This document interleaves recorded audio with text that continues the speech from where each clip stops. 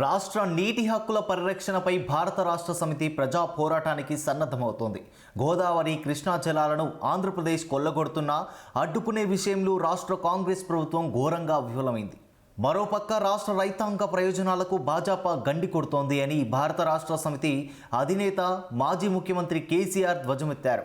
ఇటువంటి సందర్భంలో తెలంగాణ ప్రజలు రైతాంగ సాగునీటి హక్కులను కాపాడుకోవడానికి మరో ప్రజా ఉద్యమం తప్పదని భారత రాష్ట్ర సమితి భావిస్తోంది. ఇందులో భాగంగా తదుపరి నిర్మించబోయే తెలంగాణ ప్రజా ఉద్యమాలకు సంబంధించి పార్టీ విస్తృత స్థాయి సమావేశంలో లోతుగా చర్చిస్తామని ఆయన పేర్కొన్నారు. రాష్ట్ర జల హక్కుల సాధన ఉద్యమం నిర్మాణంపై చర్చించేందుకు కేసీఆర్ అధ్యక్షతన 19న మధ్యాహ్నం 2 గంటల నుంచి తెలంగాణ భవన్లో భారత రాష్ట్ర సమితి ఎల్పీ పార్టీ రాష్ట్ర కార్యవర్గ సంయుక్త సమావేశాన్ని నిర్వహించనున్నారు.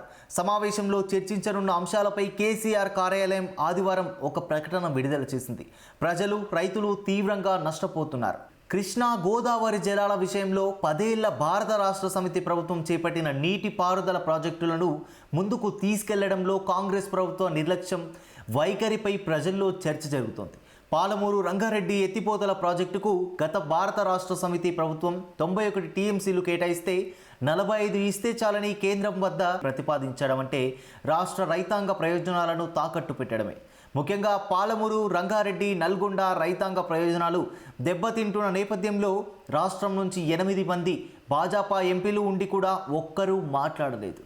రాష్ట్రానికి సాగునీటి విషయంలో కేంద్రంలోని భాజపా ప్రభుత్వం చేస్తున్న అన్యాయాన్ని కానీ, కావేరీ తదితర నదుల అనుసంధానం పేరుతో ఆంధ్ర రాష్ట్ర జలదోపిడికి సహకరిస్తున్న భాజపా విధానాన్ని కానీ ఎదుర్కోవాలంటే తెలంగాణ సమాజానికి మరోసారి ప్రత్యక్ష పోరాటాలే శరణ్యం. భారత రాష్ట్ర సమితి ప్రభుత్వమే గనక తిరిగి వచ్చి ఉంటే ఈపాటికి పాలమూరు ఎత్తిపోతల ప్రాజెక్టు నుంచి నీళ్లు అందేవి. పాలమూరు, రంగారెడ్డి, నల్గొండ ప్రజలు రైతాంగ ప్రయోజనాలు కాపాడేవాళ్ళం. ఇప్పుడు వచ్చిన రాష్ట్ర ప్రభుత్వం పూర్తి నిర్లక్ష్య వైఖరిని ప్రదర్శించడం వల్ల ఆ ప్రాంతవాసులు తీవ్రంగా నష్టపోతున్నారు. తెలంగాణ రైతాంగ ప్రయోజనాలను కాపాడే విషయంలో భారత రాష్ట్ర సమితి రాజీ పడబోదు. ఇలాంటి సమయంలో తెలంగాణ నదీ జలాల హక్కుల పరిరక్షణ, ఆంధ్ర జలదోపిడిపైన పోరాడేందుకు ఒక ఉద్యమ స్వరూపానికి పార్టీ సంస్థాగత నిర్మాణ విషయాలు సహా పలు అంశాలను సంయుక్త సమావేశంలో చర్చిస్తాం. ప్రజా ఉద్యమాల నిర్మాణం, అనుసరించాల్సిన కార్యాచరణపై కీలక నిర్ణయాలుంటాయి అని కేసీఆర్ పేర్కొన్నారు.